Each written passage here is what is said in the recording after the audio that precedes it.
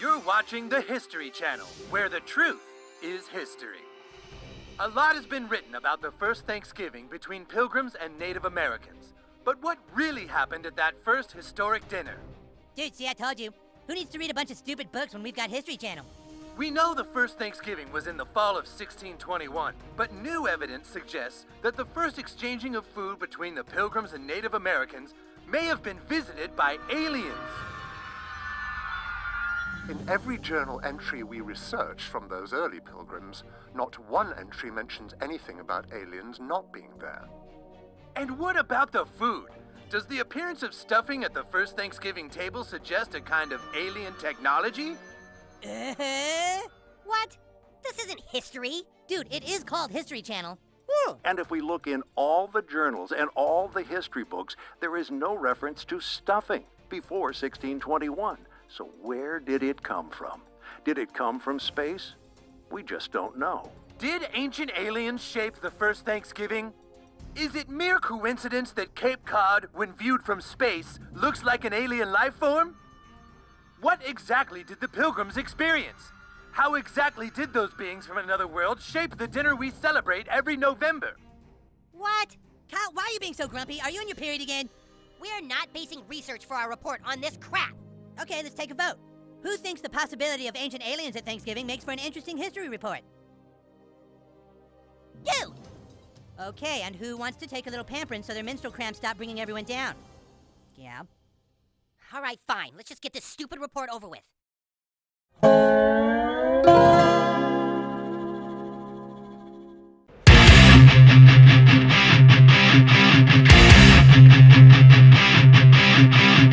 There's a Cadillac out in the dark.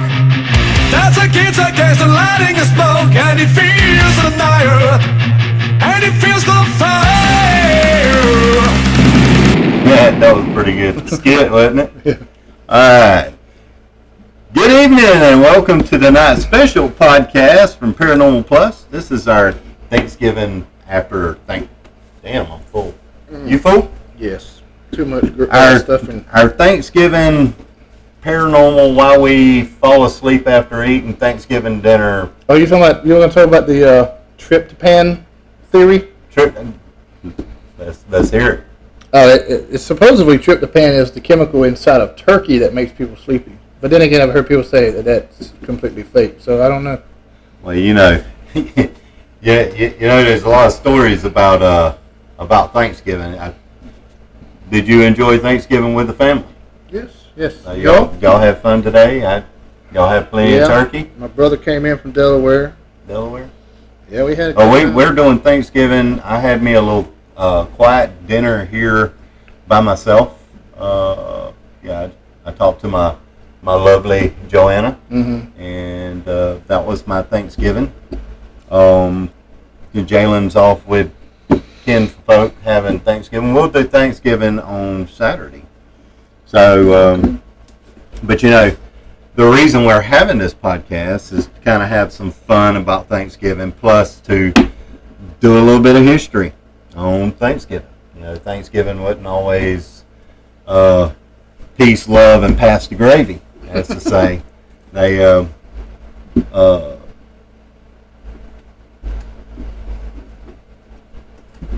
was something that, they must have had eggnog. Spiced eggnog. Spiked eggnog. Okay. Have something in there. But, we're going to discuss the turkey first, brother. Come on. So how was y'all's turkey? Was it dry? How'd y'all have it cooked? Smoked? Baked? Fried? We fried ours. And you know, I didn't hear of anybody burning down no houses, so y'all know how to fry it. Apparently. There's about 1,000 houses burned down every year. Good Idiots God. trying to fry up some turkey. Yeah. So check out this video. I mean, look at this guy. What the hell is he gonna do with the water hose? I mean, and they're barefooted. They're barefooted. So I mean, wow. Watch your feet. No comment. None. And I mean, we can talk about idiotizm all day long. But you got. I remember that close. Well, I've done some idiotic things before, but you're messing with hot grease, flames, and you got a water hose. So we're gonna run this right here in slow motion. Water hose. And evidently they're barefooted or something. Now listen to that. Watch your feet. Watch your feet. All right. So we got a few clips we're going to show you, and we'll have some fun with these clips. You remember Christmas Vacation? Oh yeah, I love it. All right. So at the prime part where he's finna cut the turkey. Remember what happened? Yeah, check this clip out. This is Clark Griswold. Oh, Clark. And he's finna cut this. He's finna cut the turkey. That would be some of my cooking of turkey. It looked good. It looked good too. Yeah, it looked good until he touched it. Nice. They tried to eat it. Eddie said, "Save me the neck, Clark. Save me the neck." So I think I'm gonna be Eddie next year for Halloween. All right, so we'll give you a little bit of history about Thanksgiving. I'm thinking that if I get the timeline right this time, I mean last week's I was saying 1865 when it was actually 1665. That's 200 years. Yeah, I screwed up on there. Anyway, in around 1621 was the first Thanksgiving where the Wampanoag, we tried to learn how to say that Indian name. We use Google, so it's Google's fault. Wampanoag. It wasn't no egg. Get some no egg. Anyway, the Pilgrims, they sat down and they feasted. It was about 100, 150 of them. You know what the problem is? They didn't have enough chairs. Well, the Indians sat, from what I'm told, what I read, was this Indians sat like they normally do. They sat cross-legged, and that's how they sat on the ground. And the Pilgrims sat at tables. That don't sound right. That don't sound fair. Oh. I wouldn't. I don't know. They probably didn't take offense to it. The problem is, you feeding all these people. Mm-hmm. You got all these dishes, forks, spoons, and glasses with no running water. How? I do. No way. They didn't have electricity, so how'd they have? Some old boy's wife was down there in the river stream washing out some cups. All right, so myths surrounding the big day. Turkey. The first Thanksgiving probably didn't have turkeys. Yeah, that's what I was thinking. But not a big plump one anyway. It had fowl, had some duck, geese, lobster, things of the area up around where they were. Deer. Probably some pigs. Mm-hmm. That still sounds like a good eat. Yeah. So they sat down. They enjoyed a meal. The head guy probably said grace, or not.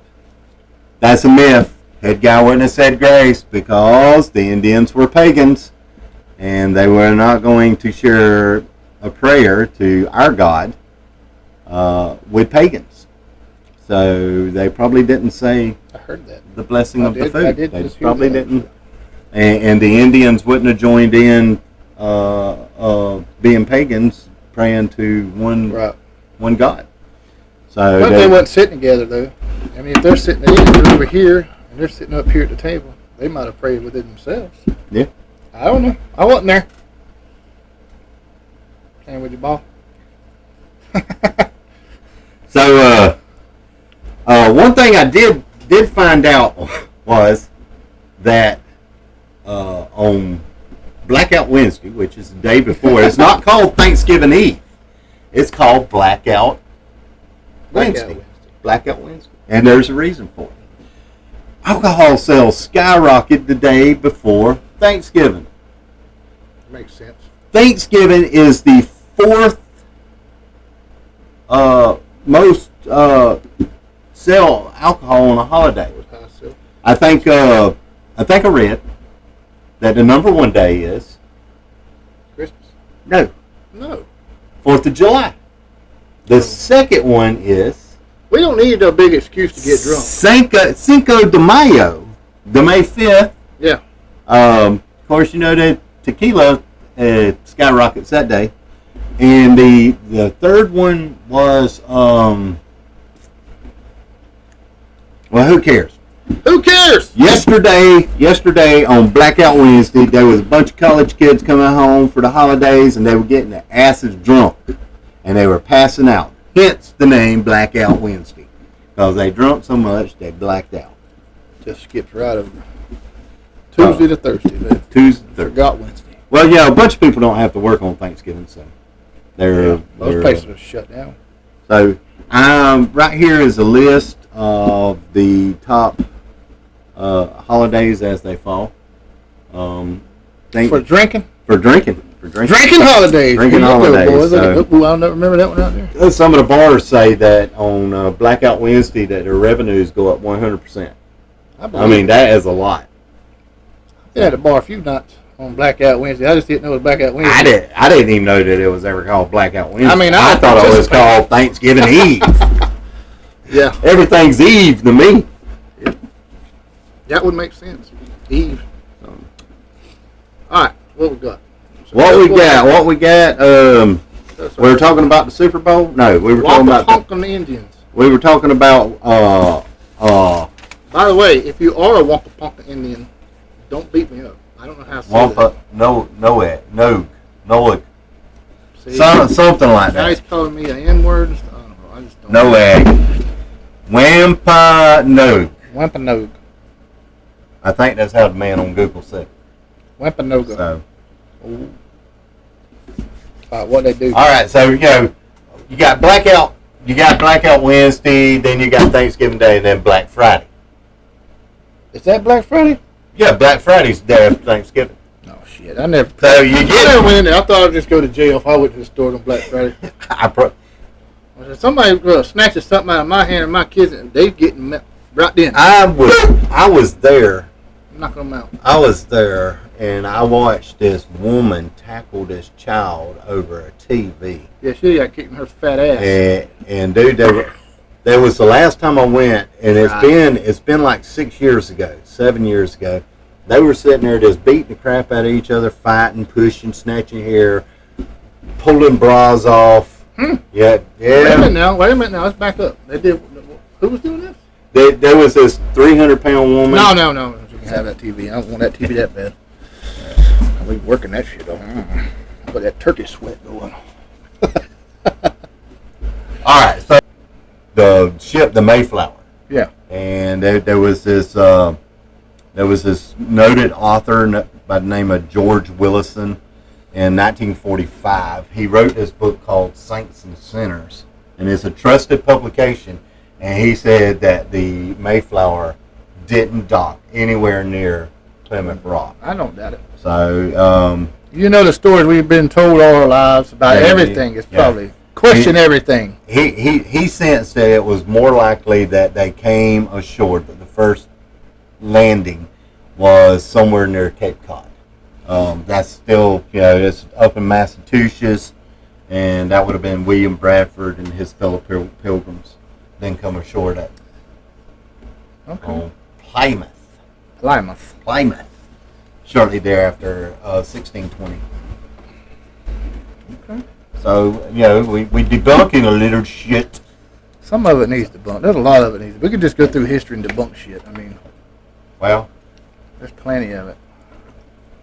I don't want to get off topic, but I got a big one we're going to talk about. We're going to do coming up probably around the first of the year. All right, so your idea who? Oh yeah. Oh yeah. That'd be a good one. So the we watched a little skit with Carmen and Family Guy. No, what was the cartoons?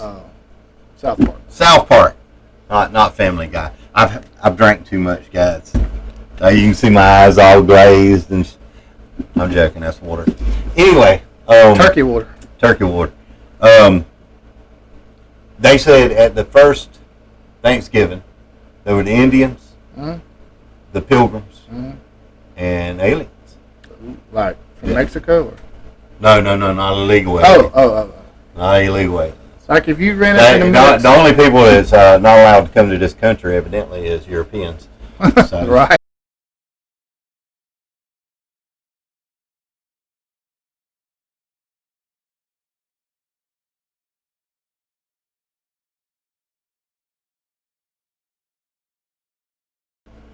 I have no idea. Blue Monday. We got Black Friday. We got Black Wednesday. Blue Monday. Oh, welcome back, everybody. I swear it's just water. So, David, what's good in life? Midget porn and butterscotch. Quick to the copter to crush your enemies and see them driven before you and hear the lamentations of the women. That, yes. All right, Thanksgiving. Thanksgiving. Well, that was kind of old. I mean, Arnold, he's old as the Mayflower. All right, so I found this. Arnold would have a heart attack running up into my house. All right, so I found this clip in the break, and it says, according to Saints and Sinners, a trusted book published in 1945 by George Williamson, who devoted his life to studying the Pilgrims, their ship, the Mayflower, didn't dock first anywhere near Plymouth Rock. The first set foot in North America to the north at what is now Provincetown, Massachusetts, Cape Cod. And when William Bradford and his fellow pilgrims did come ashore in what they would call Plymouth shortly thereafter in 1620, it was along the beach, not on a particular rock. Right. So Plymouth Rock is just a myth. Over time, the town grew up. Around it was Plymouth. The whole episode George Williamson wrote was a fabrication, a fable, a public relations stunt. Plymouth Rock wasn't even mentioned until an old man told the story 121 years after the so-called first Thanksgiving. Some old dude. He wasn't 121 years old, was he? No. He just waited. Okay. None of this, of course, prevents stores from selling pilgrim outfits. You know, they probably didn't even wear the outfits and stuff. I mean, you see them and they got these brass big buckles, these hats, and from what I read, they're probably more in coonskin hats. The wear and tear on their clothes and stuff, they had to make their clothes out of deer skin, bear skin, animals. Right. That would make more sense. They didn't have these black dress coats with the big buckles and the big buckles on the shoes. They probably wore some type of moccasin or something. Yeah. Crocs. They wore Crocs. Well, of course, Crocs has been around since biblical times. Right. They say that Moses Crocs. Moses Crocs. Moses wore Crocs. Moses Crocs.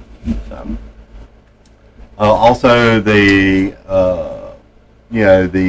big fat butterball turkey that we talked about. Another shot for Clark Griswold. I like the Cousin Eddie better. I mean, I like Clark, but Cousin Eddie's way funnier than Clark. Hey, we got a cool little jingle for you. We're gonna sit here and we're gonna listen to this the turkey song. All right, let's hear it. All right. Hit it!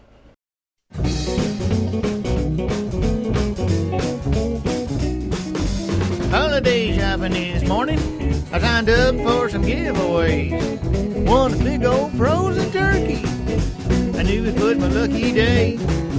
We didn't have time to bake it, so I lit up the turkey fryer.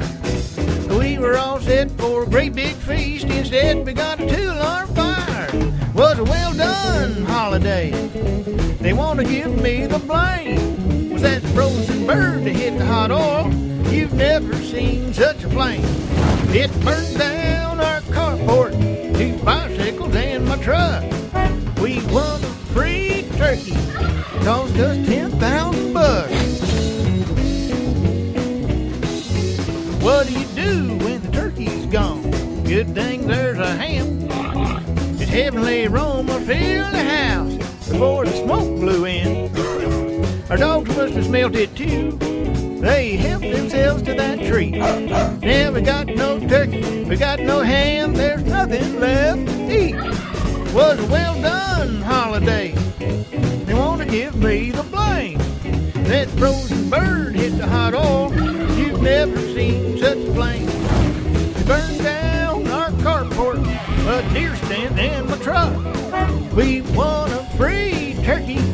Cost us $10,000. I try my best to be thankful, but it's hard to celebrate with a burned up strip of turkey and a ham bone on the plate. It was a well done holiday. I ain't taking the blame. That frozen bird hit the hot oil. You never seen such a flame. Well, it burned down our carport, a beer cooler, and my truck. We won a free turkey. Cost us $10,000. Cost us $10,000. All right, everybody in Mama's van, we're going to Luby's. Other flame, yeah. So what I heard, I watched a few of them today. I watched about 4 of them today, and they all said different things, of course. Yeah. But one of them I remember hearing was very similar to the Croatoan story. Croatoan? Where you had different... The word that you're not going to say. Yeah, you see what it did to me last time. What? And you went off into this deep dark... I woke up out here in the field with my damn... One shoe over here, one over there, and my drawers over here on the front porch. I thought I was just... Had a Black Wednesday, a blackout Wednesday. It was a Tuesday. I'm telling you right now, you better check your doctor and tell him to quit giving you that crap. I think I got probed by aliens. Well, they may have been at the first Thanksgiving. Yes. That's how you make a turkey. All right. So anyway, what I heard, and this may not be true. I'm not saying this is what's up, but one of them said that. So this Indian chief that we were talking about here from that tribe, Wampapumpkanakan. Massaquoi. Yeah. So Massa. No, not that one. The Wampapumpkanakan. Yeah, that's the tribe. Oh, that's his name. Yeah, okay. Massa, yeah, that was the same guy. Massa shit. Massa see we have to sew it. It's just a noise like Massa sew it. All right, so this guy made friends with the white settlers. Yes. And it was because like in that the Roanoke story, he was fighting against other Native American tribes in the area. Yeah. So he, all of the other Native, there was several of them. There wasn't just 2. The majority of them, other than this fella, was fighting the white guy. They was shooting them and everything. So they was like constantly shooting at each other with bow and arrows, but this guy here walks up in the camp with his bow and arrows held in his hands like this, just walks up in the middle of the camp. And the odd thing was that he spoke broken English, and they didn't understand it. They let him come in, and he sat down and he asked for he asked for a beer. The Indian chief that walked up in there with his weapons up, and he said, peace and all this stuff. He asked the white guys for a beer, and they gave him a beer. Yeah. And then so he left. They was wanting to trade with him, and they created a treaty, those 2. Yeah. So they wanted to trade with him. So a few days later, he come back, and he brought a small boy with him. and I'll have to think of his name, and we're going to put it up here for you guys to Google it too. But this small boy came back and he spoke perfect English. And the reason why he spoke perfect English, his name's on the tip of my tongue. You think of it? No? So this guy, the little kid, well, he's a young man at this age. I think he might be around 15 years old. He winds up being caught as a child because the Plymouth settlers, when they came in, they settled on the grounds, on the land, where this little boy's tribe was at, and they had gotten killed off by some type of disease. They call it the Indian fever. Yeah, possibly. Indian fever. So the little boy got sold to Spain, and then he went from Spain to England, and he spent a few years there. That's why he could speak perfect English. And he came back, and now he was sitting down, and he helped them make a treaty with each other. And it was the story that I read. But then there was other stories too. So that's just one. There was another one I read. You have to look it up. Samson? You're getting close there. Another one said that, me and Kevin didn't do it. The white people came there and pretending like they was going to make a peace treaty with the natives, and they got the natives to come and sit down with them to eat and things of this nature, and then they poisoned them all and killed them. Yeah. I have found I didn't see that. I haven't found anything. I haven't found anything on anything that actually happened around Thanksgiving. Most of that is fairy tales and bullshit. If you think about the food poisoning, though, that don't make sense. If they're going to poison their own food supply. If you'll think about it, most of the people, instead of reading, they listen to TV and the news, right. and they believe anybody that's in a suit that says I'm a newscaster says. Right. So the newscaster can talking about fake news, if you want to know. CNN and the other fake news sources. But people forgot how to read. They don't like to read. They sit there and they allow people to change history and change. It's like today they were talking about this place in Georgia, Lake Lanier. Now, Lake Lanier was actually a town that they flooded. Now, I had heard stories of it, and it, what they were telling me, that they went in there and killed all the people and flooded. I've never heard that story. Back in the 60s? I don't know when they created Lake Lanier. I think I actually watched something about when that they created Lake Lanier. It's the whole town's underwater. It's the 1950s. Yeah. So the but they were saying that they went in there, killed everybody in the town, and then flooded it. I don't think they killed them. And I have never heard anything like that. I've heard some pretty messed up stuff that happened in history. But I was always taught, believe half of what you see and nothing of what you hear. Because people will lie to you, and by God, these newscasters have perfected it, because 75% of y'all believe every word they say on CNN. I'm going to tell you right now, that's the biggest lying bunch of piece of shits I ever said. Yeah, CNN's bad. CNN's bad. I wouldn't even watch CNN. No, I don't either. I mean, goes back years ago when they were pointing out stuff that was supposedly going on in Iraq, and I'm talking to soldiers that's over there, and they say none of that's going on. Yeah. Where are you getting this information? I said, well, CNN's showing it. Stop watching CNN. Yeah. They're lying. And this was coming from soldiers on the ground in Iraq, in Baghdad, that said that this wasn't going on. That was horse shit. But CNN was saying, oh, yeah, look here, this is going on, blah, blah, blah. So, back to Thanksgiving. Mm-hmm. F CNN. With that. So, But yeah, people need to learn to go get the old books, not fairy tales that's been rewritten.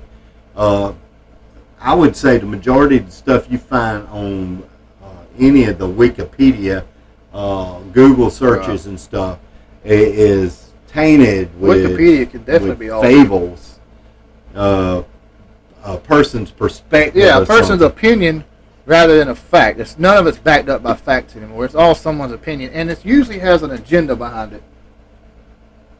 Yeah. So, yesterday was Black Wednesday. Tomorrow's Black Friday. Today is Thanksgiving. So it's like an Oreo cookie. Damn. I like Oreo cookies. I do too, especially those. What's the one? Double stuffed. No, Jalen likes the mocha. The mocha. Have you tried the coffee ones? No. Oh heck yeah! It's like crack. Once you love go crack. Dude, once you go to eating the mocha Oreo cookies, you're gonna eat every damn one of them. He was like, "Who got into my Oreo cookies? You left them out on the counter, buddy." Yeah, It was in neutral territory, buddy. Hey, fat boy can eat Oreo cookies. I made some fudge for Thanksgiving. I didn't know you could make fudge. Yeah, it's easy. It takes about 10 minutes. You take 1 14-ounce can of sweetened condensed milk. You get 18 ounces of your semi-sweet chocolate chips. I put a big soup spoonful of vanilla in there. 2 tablespoons of butter. Stick it in the microwave. Heat it up. Throw me some. I put pecans in it. Yeah. And I stuck my nuts in there and I whipped it up real good. Yeah. Did it hurt? And once it all blends together, I put it into the pan and you put it in the refrigerator and let it cool. Once it's cool, it hardens. It becomes a hardened piece of candy. Very, very simple. It's something fun that some of y'all can do with your children if you got children. If not, you might want to do it with, who knows, teach a crackhead how to make fudge instead of smoking crack. They still gonna smoke crack. They get to eat the fudge. They just sell the fudge to get crack. I don't know who would. I knew a girl that used to sell some fudge to get crack. There you go. So what is that the only thing that you read about as far as the bloody Thanksgiving deal? Yeah, I mean, I went to looking at trying to find. I even did some searches on massacres on Thanksgiving Day. Right. They kept pulling up stuff that happened here recently. There's nothing really. There was some stuff about paranormal stuff, but it had nothing to do with Thanksgiving. It was like on Thanksgiving Day, we're going to have a paranormal show, and I was like, you know what's going to be fun? Me and David is going to do a podcast on TV paranormal shows, and we're going to dissect that. Oh, yes. Let's go back to the table. I'm sorry. I'm all over the place. I ate a couple pieces of fudge, and maybe today's big alcoholic drink is wine. So I probably had a couple. Nah, I've been drinking water. Beer and wine for Thanksgiving is your top alcoholic drinks. The night before is tequila and your liquors. The day after, everybody's too damn broke to buy any alcohol. So Black Friday, they go out shopping, and the wife's done got the checkbook. Oh boy, if he didn't stock his fridge on Black Wednesday, he's SOL. Mama gonna get them babies some gifts for Christmas.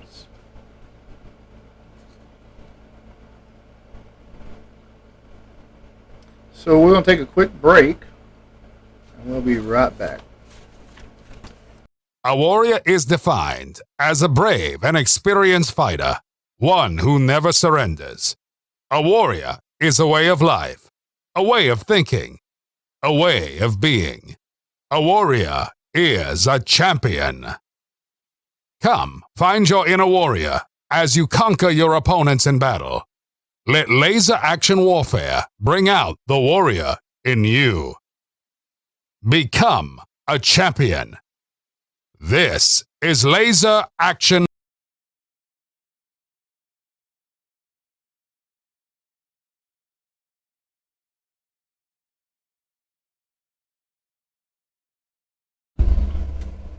Welcome back, everyone. We got a video we're going to plug in here and get you guys to watch. We think it's probably the most legit and authentic story of Thanksgiving. David lost his rat. Yeah, I'm in his hat. I took it off and it looked like I was shedding hair everywhere. Yeah, it looked like he had the mange, man. So, we got a video that we're going to share. Yeah. Yeah, we've got this video. I know we've shared videos and made fun of dumbasses, but this is kind of telling the real story of Thanksgiving. And I think so. You know, Thanksgiving wouldn't have originally been called Thanksgiving. Right. It wouldn't have. So let's share the story and then we'll discuss it. The first Thanksgiving. American schools generally teach a conventional story about the meeting of pilgrims and Indians that finished with an amazing dinner. The end. But there's more to the tale. This video will explain the events around the first Thanksgiving and how it's not the image ingrained in tradition. At the start of the 17th century, southern New England was home to a variety of busy communities within several confederations. These were the people of the first light, and they called their home the Dawnland. Political leaders were known as sachems and had been trading with Europeans for over 100 years before the Pilgrims. Relations soured only after deceitful Europeans kidnapped locals to sell as slaves. Permanent European settlement was impossible due to the already high population of native occupants. But in 1616, tradesmen introduced a disease to the Dawnland, whose inhabitants died in droves from a lack of immunity. In 3 years, up to 90% were wiped out in several confederations, including the Wampanoag. Their head sachem, Massasoit, was aware of how close they were to being subjugated by their unafflicted enemy, the Narragansett. He was determined to save his people from such a fate. This was the political world the Pilgrims were about to enter. The Pilgrims were not called Pilgrims by their contemporaries. They were known as Separatists, a branch of the English Puritans. King James hated Puritans and began persecuting them in 1604, so the Separatists fled to Holland, where they were free to worship. But because they feared losing their national and communal identity, the congregation wanted a new place to plant their church. They decided on America and asked King James for a patent that would grant them rights to build a colony. They planned to make a profit catching fish to pay off the debts to their investors. The Mayflower set sail on September 6th. 2 months later, Cape Cod was spotted and 16 men were sent to shore to inspect the area. Unfortunately, the settlers didn't know how to fish and food was running out. They resorted to stealing from graves, homes, and storage pits to keep everyone alive. Then came their first hostile encounter with natives, but no one was killed. On December 12th, they reached New Plymouth. They did not land on any specific rock, but folklore insists they did. Construction began in January. By winter's end, 44 settlers would be dead from bad conditions. In March, they were surprised when a man named Samoset walked into New Plymouth, greeting them in English. He told them they were building on top of a village called Patuxet, whose residents had all died from the recent epidemic. It belonged to the Wampanoag, and their chief, Massasoit, was watching them. The settlers were eager to trade, so 5 days later, Samoset returned with furs and companions, including Tisquantum. Known famously as Squanto, he had come to tell them in perfect English that Massasoit had arrived. After years of dealing with Englishmen, the sachem did not trust the newcomers. Edward Winslow was sent to be a hostage and declared the settlers' peaceful intentions. Satisfied, Massasoit walked into New Plymouth and was regally greeted by the governor. A peace treaty was created, ensuring mutual protection if attacked by enemies. With the help of Squanto, New Plymouth settlers began to fare better. He taught them how to grow crops and was absolutely vital as an interpreter. To the Separatists, he was a gift from God. But in fact, Squanto had been kidnapped from Patuxet in 1614 and shipped to Spain to be sold into slavery. He ended up in London at the home of a merchant who taught him English and arranged for Squanto's return to the Dawnland in 1619. But Patuxet was now gone, wiped away by the epidemic. Massasoit took him in with suspicion because of his years abroad, but needed a translator to parley with the newcomers. He eventually sent his warrior Hobamok to live among the settlers and keep an eye on Squanto. By fall, the settlers had a bountiful harvest and a feast was held to celebrate. Massasoit showed up with 90 warriors and 5 deer for the meal. For 3 days, the English and Wampanoag ate and entertained one another. This was the famous first Thanksgiving children learn about in school.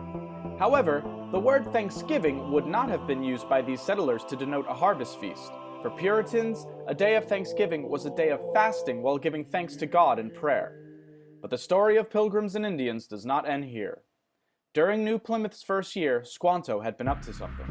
Realizing his substantial power as the only English speaker of his people, he conceived a plan to overthrow Massasoit. He persuaded locals he could command the English to make war or peace at his will.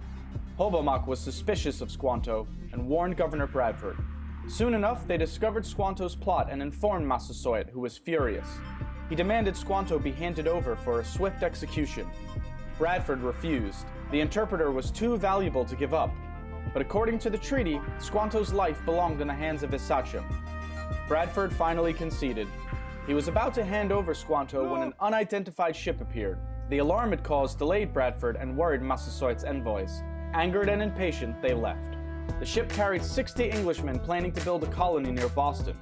They abused the Massachusetts locals, initiating a conspiracy to kill the colonists. Warned about the plot, New Plymouth's leaders launched a preemptive strike to save their impudent countrymen. It bought peace for a time. In that time, more Puritan settlers arrived, soon outnumbering the natives.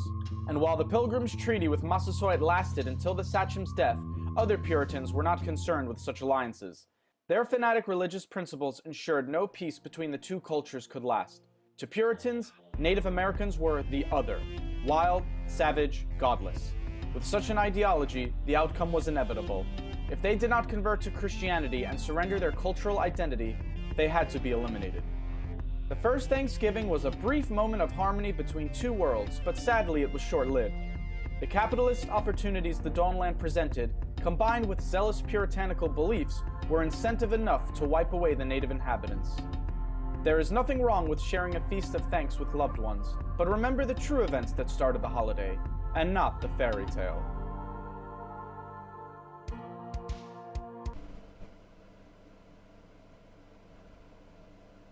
So what do you think about it?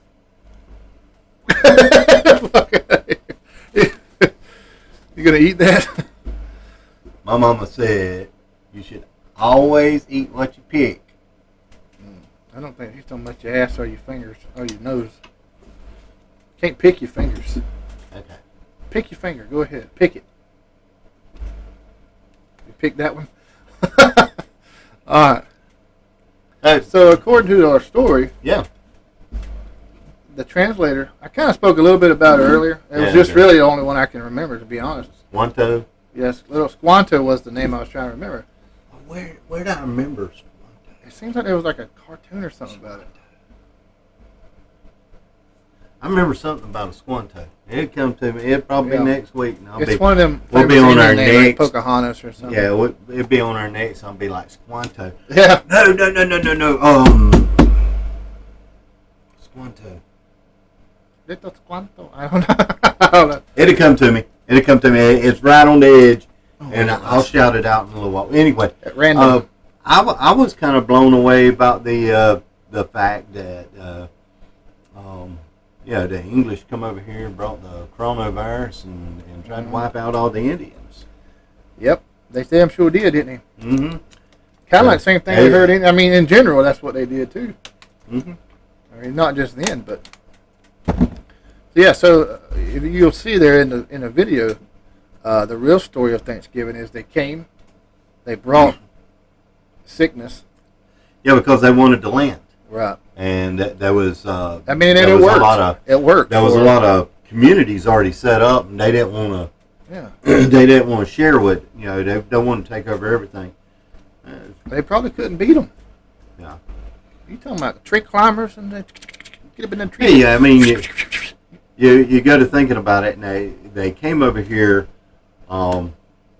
They came over here with the idea of some form of Christianity, and the old belief was that you can't convert, then you wipe out. I mean, that's what the Crusades were about. Medieval Crusades. And look how many people, there was more people killed under the name of Christianity and all the plagues put together, including coronavirus. So, Right. So, little Squanto, though. Squanto. So he came over and he decided, since he was the only one that could communicate both languages, he was going to try to pull a fast one. Yeah. He was trying to convince. He was playing both sides. Yeah, but he was trying to take over to be the chief of the tribe. Yeah. When that really wasn't even his original tribe. Yeah. And he got caught. They never said what they did to him. I was just assuming they probably killed him. I think I read that they beheaded him, and that because they had done that, it kind of made civil unrest between the tribes and the crackers.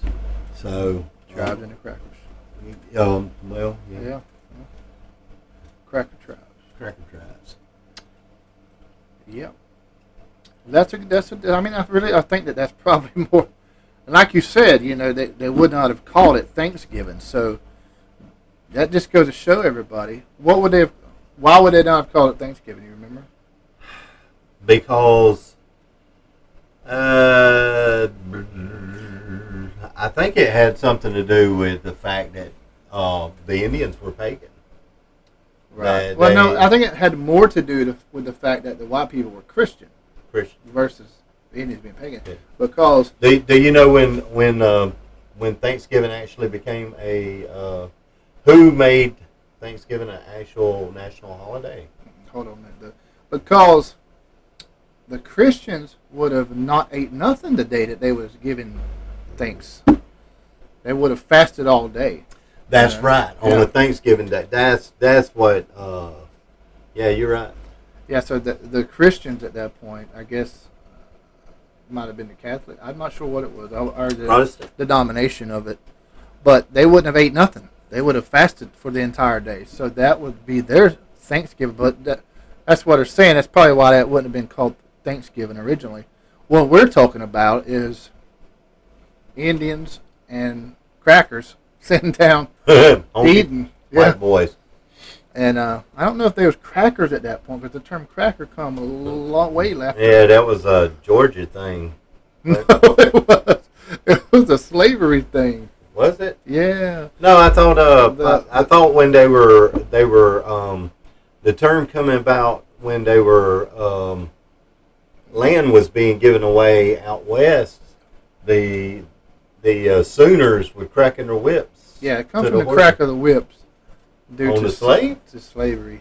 So Georgia crackers. Right. Okay. So basically, anyone that owned slaves would have that particular person doing that job. But by the way, did you know that the first African American slave owner in the United States in the new country was an African American man? Yeah, from South Carolina. Yep. I did have his name pulled up the other day, and I wish I did right now so I could show it. Well, it's just. But there was actually a bunch of them. There was a bunch of them. That's what I was about to say. It wasn't just white people that came over and old slaves. Yeah, you know, I know y'all sitting here and y'all thinking, well, they're talking about everything, including Thanksgiving. Yeah, well, that's part of it. But what is one of the main things you talk about there, when family come together, you talk about every damn thing, including football. Now, there's a little bit of trivia behind that. What NFL team has played on nearly every Thanksgiving since the NFL was born? Just played. Played a game. Played a game on Thanksgiving. NFL team. NFL team.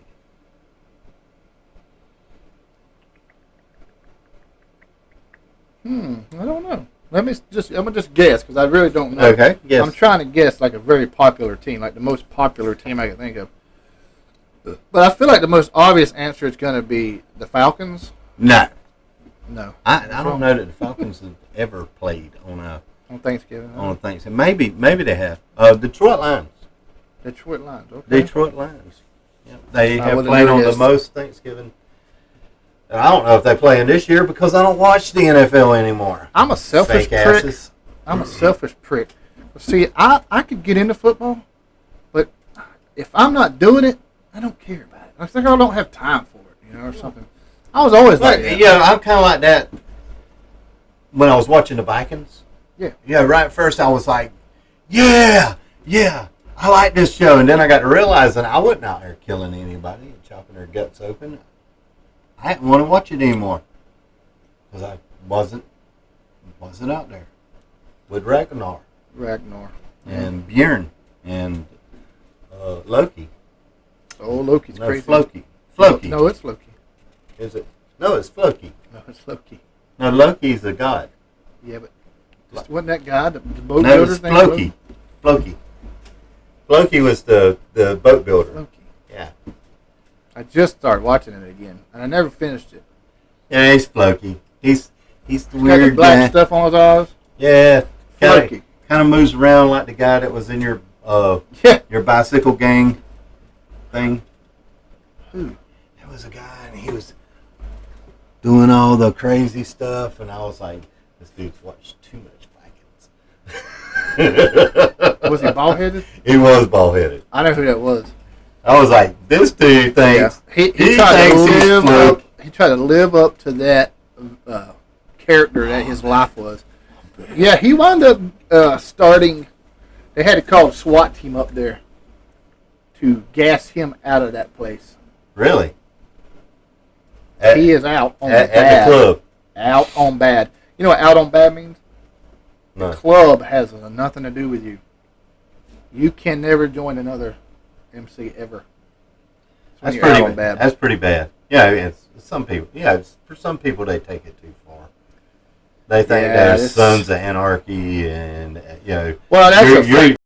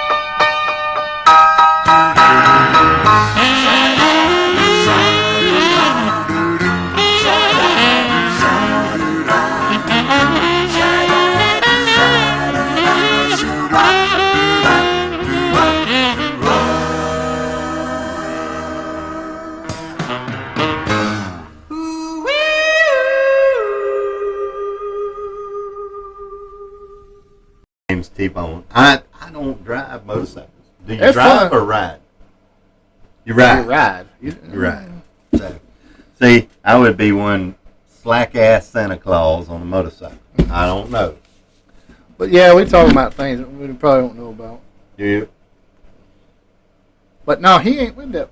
The guys that he's with is they're firefighters. That's why they call it Sons of Smoke. And they just opened up a new clubhouse, I think, in Patterson. They're a little more laid back. I want to say, don't quote me on this, but I want to say that they're not even a silo, and I know that they're not a 1%er.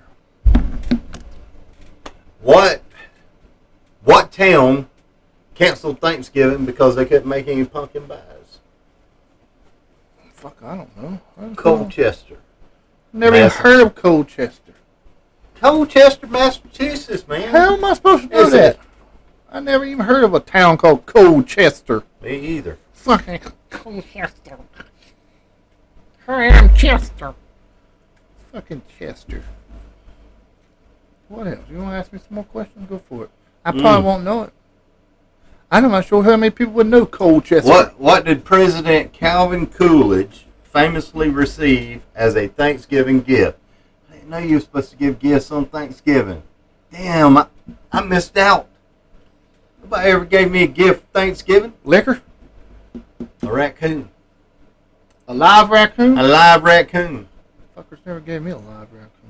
I want one. In November 1926, Vinnie Joyce of Nita Yuma, Mississippi, sent the 30th President of the United States a live raccoon to be served as Thanksgiving dinner. They cooked and ate him? They cooked and ate the raccoon. So this dude's in the White House. They bring him a live raccoon. It's got thumbs. You don't eat things with thumbs. I don't eat turtle either. That's weird. Turtles are weird creatures. Let's see. Nope, that's not good. Oh, here's one. What do Thanksgiving and the song Mary Had a Little Lamb have in common? What? They were both created by the same woman. Sort of. So this woman created Thanksgiving. Writer and editor Sarah Joffa Hale convinced President Abraham Lincoln to officially declare Thanksgiving a national holiday. Wow. After 3 decades of persistent lobbying, the author also founded the American Ladies Magazine, which promoted women issues long before suffrage. She wrote countless articles and letters advocating for Thanksgiving to help unify the northern and southern states amid gathering division. So, leave it to a woman to try to be the peacemaker.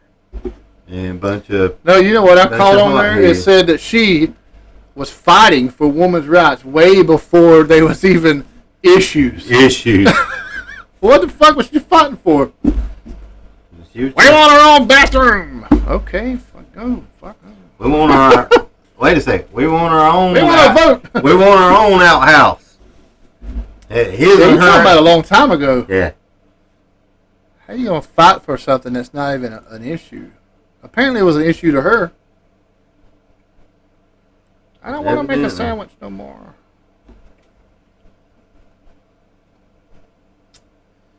A Thanksgiving turkey mix-up inspired what popular meal trend? So I guess it's not a turkey. It was frozen dinners. In 1953, a Swanson employee accidentally ordered a colossal shipment of Thanksgiving turkeys. 260 tons, to be exact. They deal with the excess. Salesman Jerry Thomas took inspiration from the prepared food served on airplanes. He came up with the idea of filling 5,000 aluminum trays with turkey. And hence the frozen dinner was born. Wow. the microwave meal. So listen, guys, we've enjoyed our time tonight sitting here talking with you, and we certainly are looking forward to our next episode, which is going to be I'm just going to say it's going to be about something Christmas related. Yes. Hey, some safety tips, because sometimes y'all fry turkeys on Thanksgiving, and you fry turkeys at Christmas. If you will take that turkey fryer and you will go ahead and put your turkey down in it and fill it with water and see the water level and mark it there, take the turkey out, notice where the line is on there. That's how much oil you should put in there. You don't fill it up, try to cover the top of the turkey. The oil's going to splash over. It's going to land on flames that you're cooking this damn thing with. And you're gonna have an explosion. Have you seen the explosions where they actually drop the turkey and it shoots flame 30, 40 feet in the air? And don't cook You can't get out of the way. Yeah, you don't cook fry it in your living room. You don't fry the turkey inside the house on the patio deck up next to the house. You got to get it away from your house, out from under trees. Don't use water. And if you have a fire, water is the wrong thing to use with oil. Oil is going to cause, the water is going to cause the oil to explode. It's going to splash back on you. There's going to be fire and oil on you. Please be safe and smart when you're frying turkeys. God bless y'all. That's it. What you got? Hey. Hey. Cheers. Cheers. See y'all next week. Cooling off in the oven. You want to talk me through it? All right. First thing you use hot grease. 375. What we want. That is right where we are. 375. Now, the first thing we learn from experience is that you gotta turn the fire off. Off. They don't like oil and grease don't mix. I don't know what. And then you drop the bird in. Now you need a professional coat hanger wired up to do this. You can't just use any old regular coat hanger.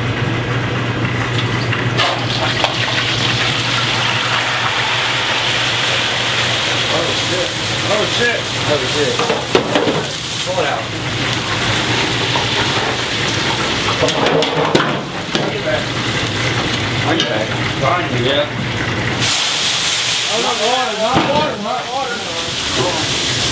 Not water. Turn the fire off. Too much. That's how you do it. I'm glad I didn't do it. Somebody lied. That's all I gotta say. You got some Man, guns? dude, you got like some You got some footage. big These pieces? guys light each other up. I mean, you got like a fatality.